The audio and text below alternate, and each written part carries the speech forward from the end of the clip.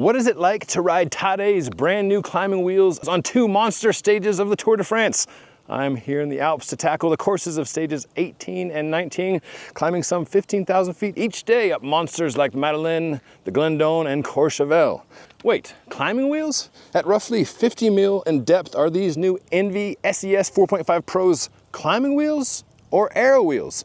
And can I get my carcass over 30,000 feet of climbing in 2 days? Come along for the ride, and we'll find out.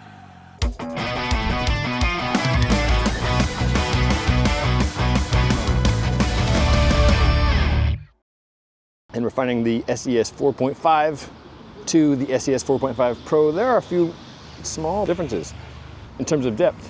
1 single millimeter shallower, 1.5 millimeters narrower. Notably, this new SES 4.5 Pro is hooked with some material sculpted out of the base of the rim wall, whereas the rest of the SES wheels are hookless. I'm riding these stages with some guys like David Arthur and some friends from Remedy, and we are lucky enough to have the supports of Mike Wilson and the company Sportive Brakes with the follow van behind.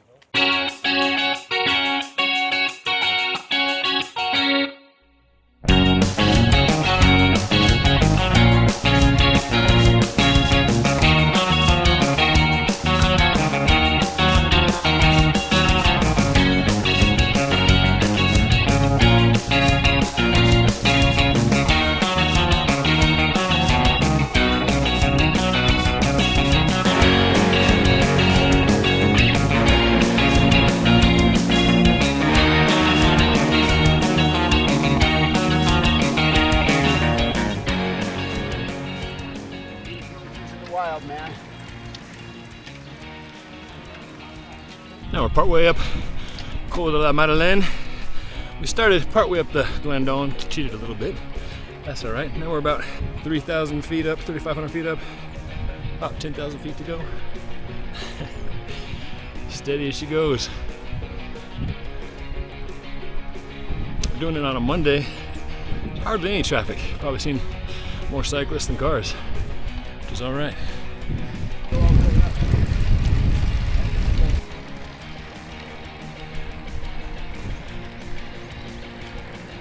Top of the Madeleine. Pretty nice. Pretty nice. 2K meters. And our man Mike. Hey. Hello, sir. How's it going? Great. Better now that we're seeing you. Yeah, fantastic.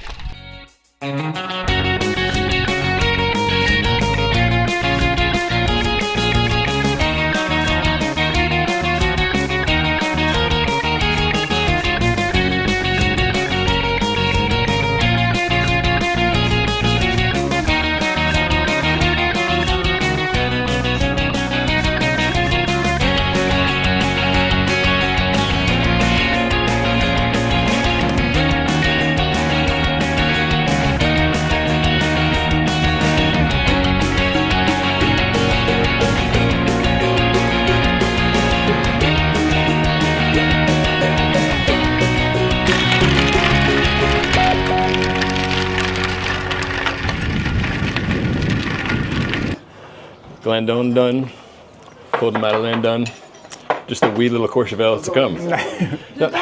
No, you guys already had the SES 4.5, excellent aero wheel. Yep. There was a lot of refinements for the Pro. What were the goals going from the existing SES 4.5 to this model? You know, as you said, the SES 4.5 is pretty much the most winning wheel in the peloton. You know, thanks to the UAE Tadej sitting on it with his boys. Yeah. But really, the biggest goal with the Pro was weight savings.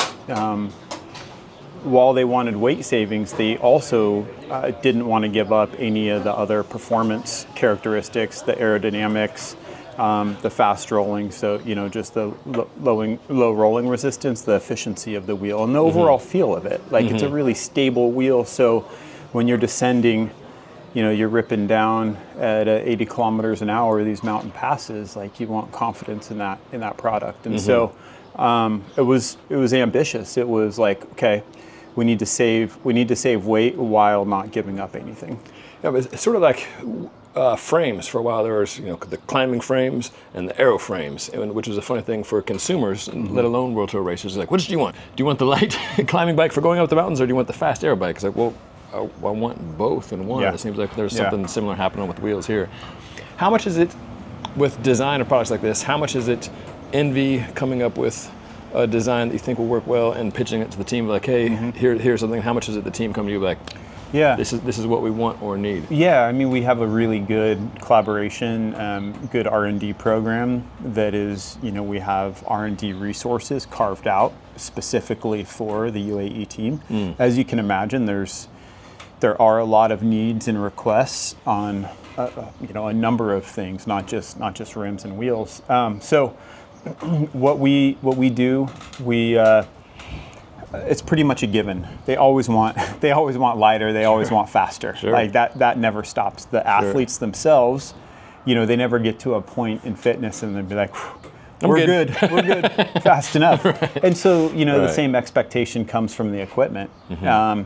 And so what we do, we typically look. It's this a continuation every race, every season. We're looking at what can be refined, where weight can be lost, where aero gains can be made, and so it's working really closely with the team and understanding. Okay, the main goal, especially with the new Colnago V5, is make sure that bike is at the UCI minimum weight. It was the target. It was ambitious to get there, but with the Pro, at least it gave us an idea. And ENVE is a brand. We never are going to have the lightest product on the market because we're not looking at just a single performance metric to hit. We're not only looking at aerodynamics or only at weight. And so, like when we design pro level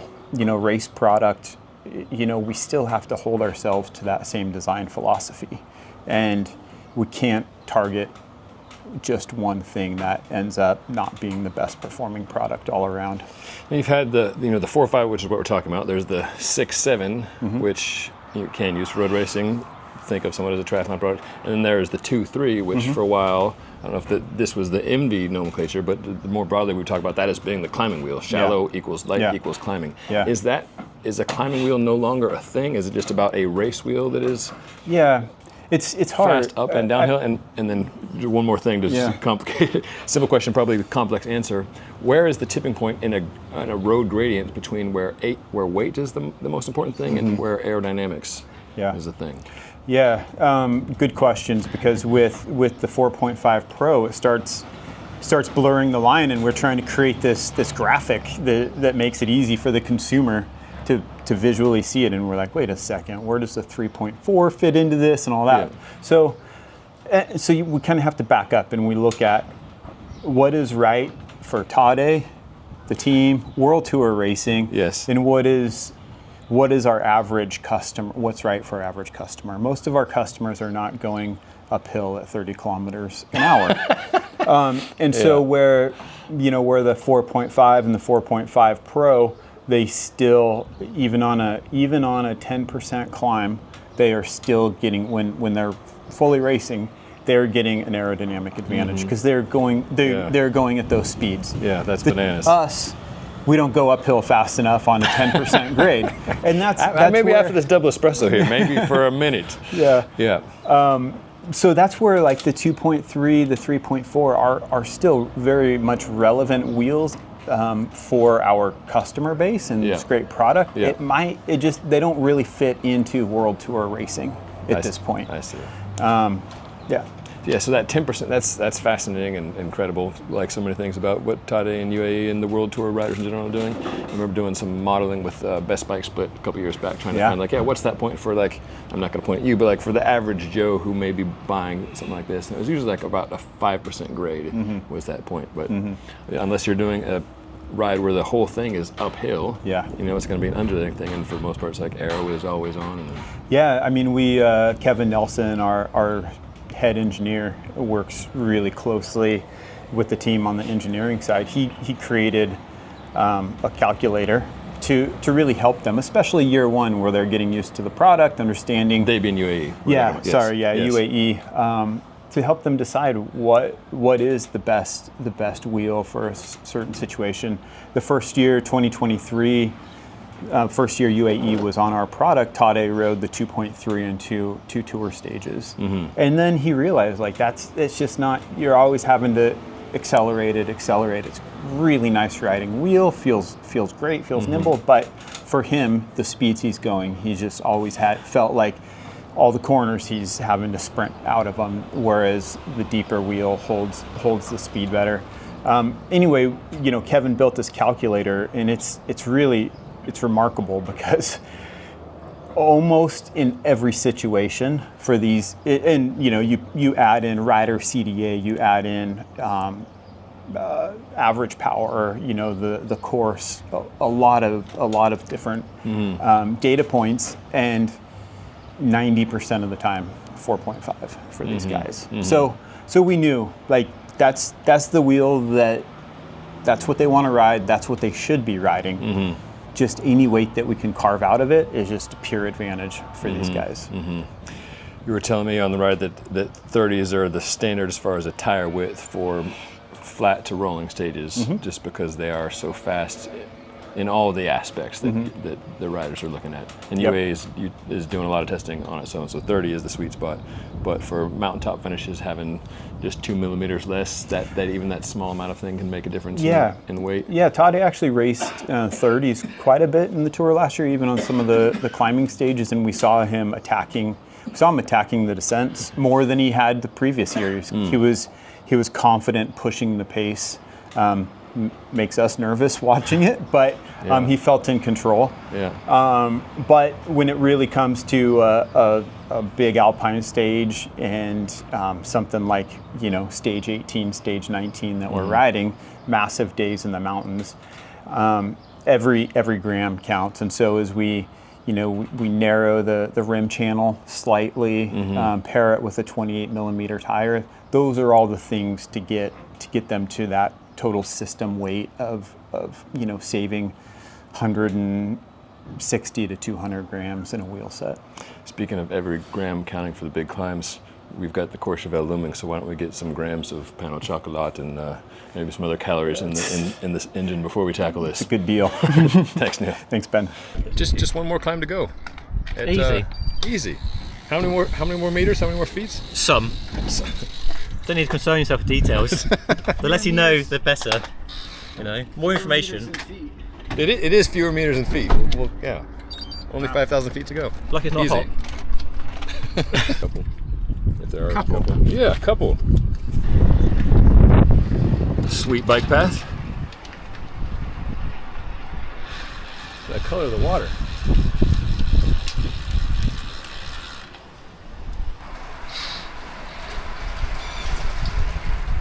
Been dropped and left for dead, which is nice. So I can ride my own old man pace through these ski villages. Already decorated for the tour.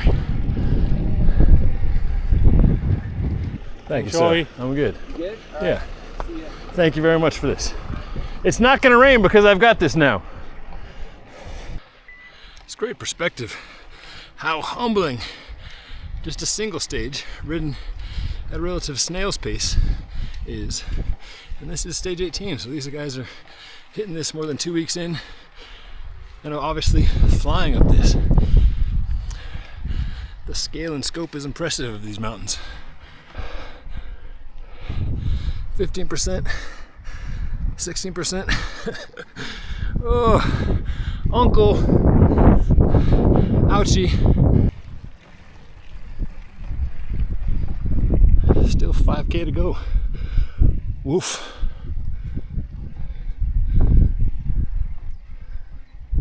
Look who it is. It's only Ben Delaney. Again.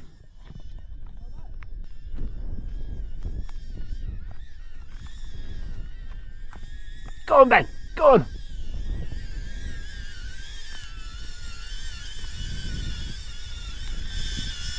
Ouch. How's that? Humbling. Exhilarating. All the things. Look at this thing. Hey.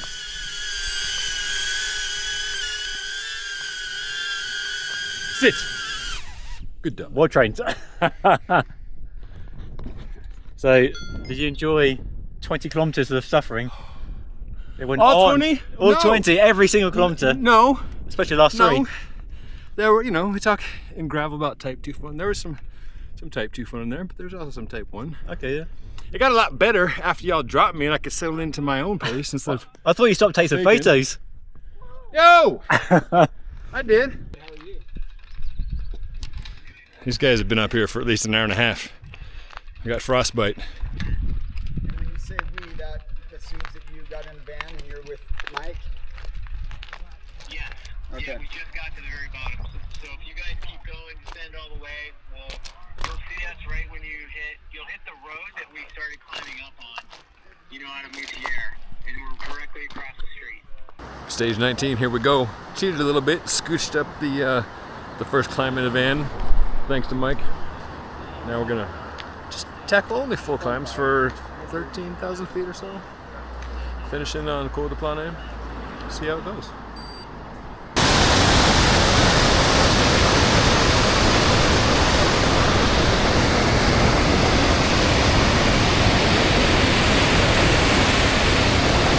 All right.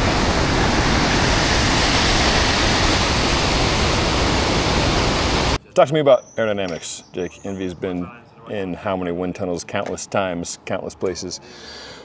What are you looking for when you are measuring the performance of the new SES 4.5 Pro against the existing SES 4.5? What speeds are you testing at, and how are you comparing to others? Yeah, so I mean, for ENVE, it's the aerodynamics question's been something we've studied and tried to address for quite a few years now. And so the Smart ENVE system's about real world performance. We test at multiple speeds because we have elite athletes who ride at higher average speeds, and we have athletes who, ride at more normal speeds. Sure. 30 kilometers an hour, 20 mile an hour averages and below, but we know that aerodynamics come into play at very low speeds of as low as around 13 miles, 10, 12, 13 miles an hour, your aerodynamics start to come into play. And so, with the goal of the 4.5 Pro is really was not to screw up the aerodynamics of the 4.5. Like, Sure. the 4.5 is a wheel that's very refined aerodynamically speaking. It swings way above its weight class in terms of its aerodynamic proficiencies. And so with the 4.5 Pro, when we were making changes to it, making it a little narrower, slightly changing the shape a little bit to make it lighter, we wanted to make sure that the aerodynamics were on par with the standard 4.5. Talk to me about tires and rims. The existing 4.5s optimized for a 30, SES 4.5 Pro optimized for a 28. This is just millimeters smaller. Like the rim front and rear is a single millimeter shorter. It's Yep. very very small details, very small differences. How much can you change a tire width without really kertwanging the aerodynamic performance? It depends. It depends.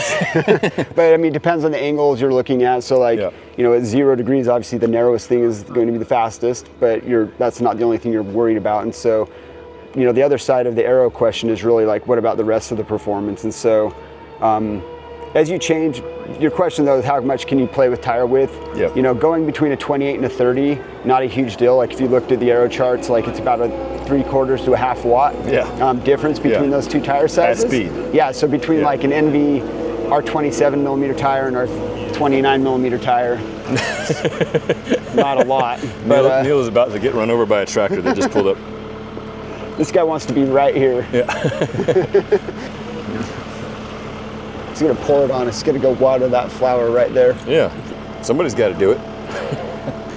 Changing from a 28 to a 30, not a huge deal. Not a huge deal, but yeah. like from a rolling resistance standpoint, like the larger volume tire is going to give you, depending on the road surface, maybe more rolling performance, like multiple watts of rolling performance depending on the surface. So, the Tadejes and the UAEs of the world are looking at that and saying, okay, well, we're going to make a decision today to run that wheel or this wheel, the 4.5 Pro or standard 4.5, based on the tire that we want to run for the course on the day. What do today we're riding stage 19, 15K of climbing, something like this. Yep. Yesterday was similar. How often do you expect them being UAE to run the 4.5 with 30 versus the 4.5 Pro with 28s? Yeah, I mean, I think our assumption and what we've seen so far this year is they've been racing it all season since January.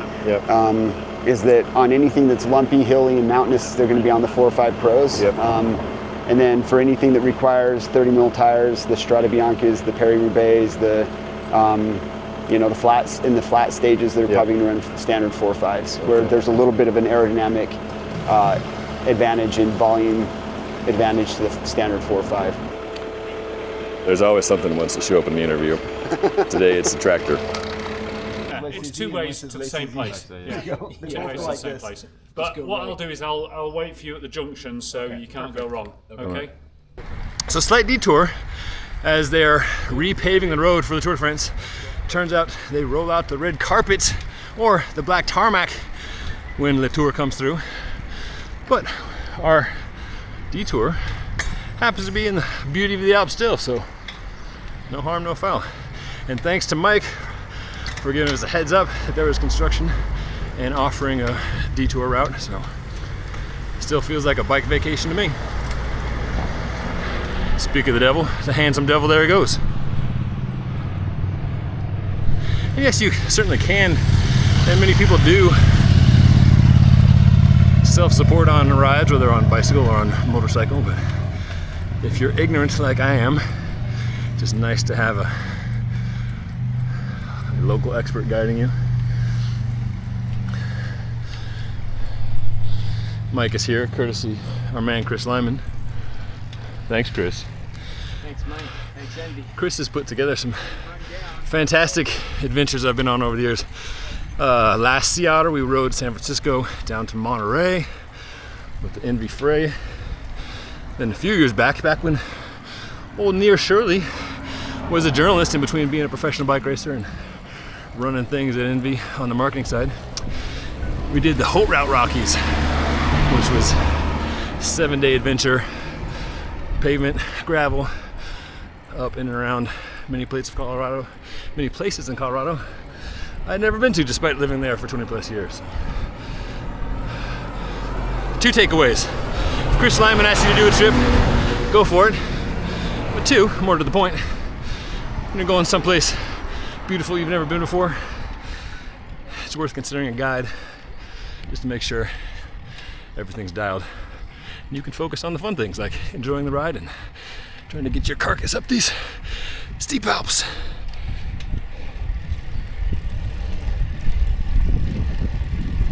Well, Mike's got some chairs in the van for us. We too could be posted up like this.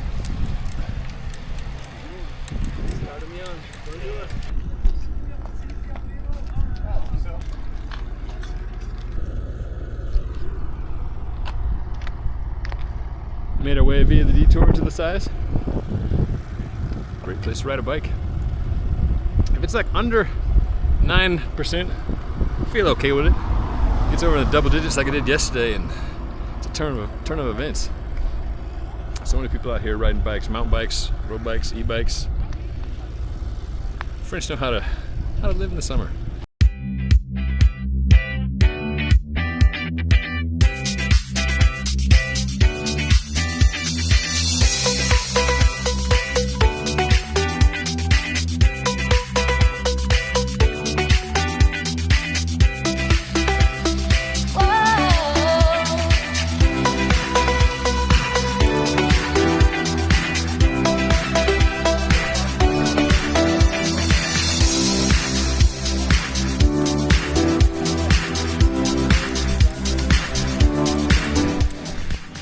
Riding these 2 tour stages simultaneously, some of the hardest and some of the easiest riding I've ever done.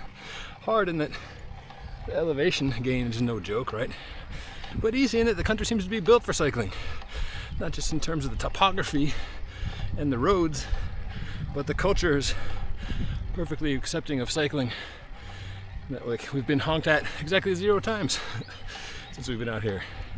And yes, there's tour decorations on the road, but there's also signposts for cycling every kilometer on all these major climbs, because it's expected that, yes, we bike riding nerds are going to get out here and tackle climbs like this with signs like this.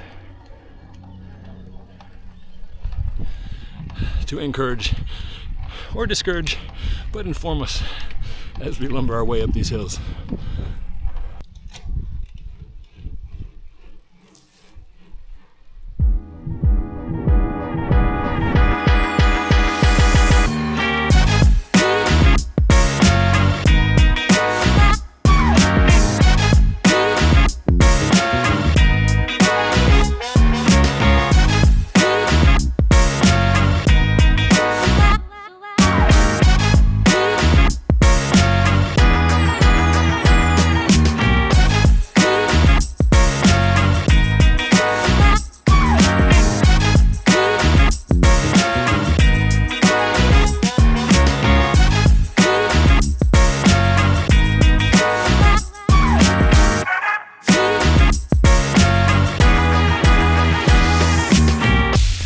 We're at 3K, the cold of Rosenland. Only 3K to go. She's been nice to us though. Good scenery, mellow gradients. She's a gracious host. Yes. Hostess to mostest.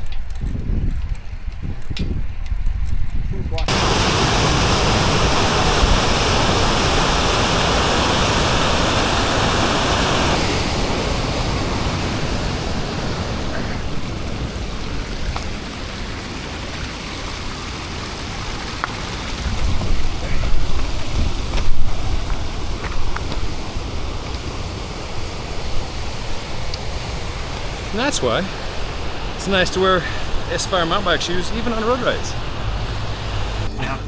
20K.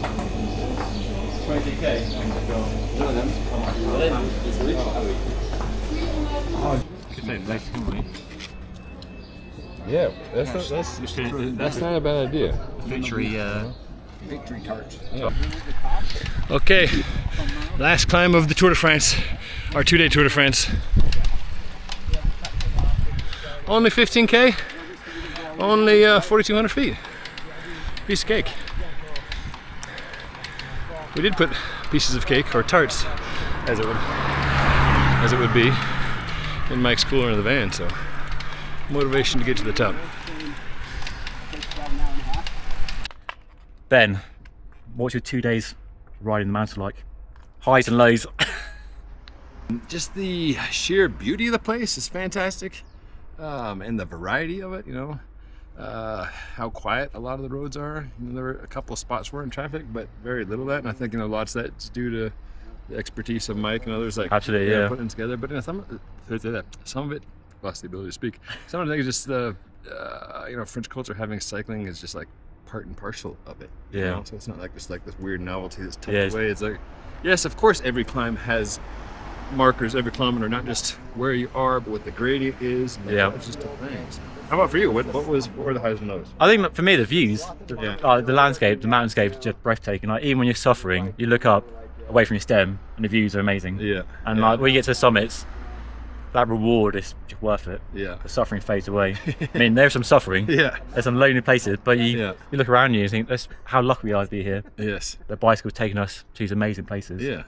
Absolutely. So, and just like the fraternity of like the people we're riding with, and just like seeing other riders. It's quite enjoyable. I appreciate having steady wheels to follow, you know. Me too. It was positive. No attacking, no Tadej tactics. That's for sure. And a pleasure to ride with you again. Likewise. So back to those two original questions. Can an aero wheel be a climbing wheel? And what's it like to ride some Tour de France stages on some high zoot wheels? As far as the climbing versus aero, while I was not going the speeds that Tadej and the UAE crew and the others in the Tour de France will be going up these hills, I certainly did not feel like I was held back by these heavy wheels, since they're sub 1,300 grams for the set. And on the flats and on the downhills, they felt delicious. Turns out, riding luxury high-end race equipment feels great. It is interesting to see how quickly we've come from there being two distinct things of a climbing wheel being super shallow and an aero wheel for the flat stages being deep, to the point where racers are running aero equipment all the time. As far as what it's like to ride Tour de France stages on Tadej's wheels, it was a treat. It was hard. It was humbling. as I was telling David, there's so much to appreciate about riding bikes in France. You know, the spectacular scenery, the roads are incredible. It's like paved single track, you know, sinewy, curvy, very challenging, very engaging flow state type of roads. You know, there's old buildings seemingly in every village you roll through. And the fact that it's just built into the culture, whether that's, you know, signage on the side of the roads or the fact that you're just seeing cyclists of all stripes rolling around all the time. It's just easy to feel welcome and at home. Again, big thanks to Mike Wilson of Sportive Brakes for taking care of us these last couple days. I'll put links to Sportive Brakes and more information on these wheels in the video description down below. And if there's any way you can get here to the Alps to ride bikes, I highly recommend it. It's hard, it's beautiful, but there's really no other option when you're here but to enjoy the ride.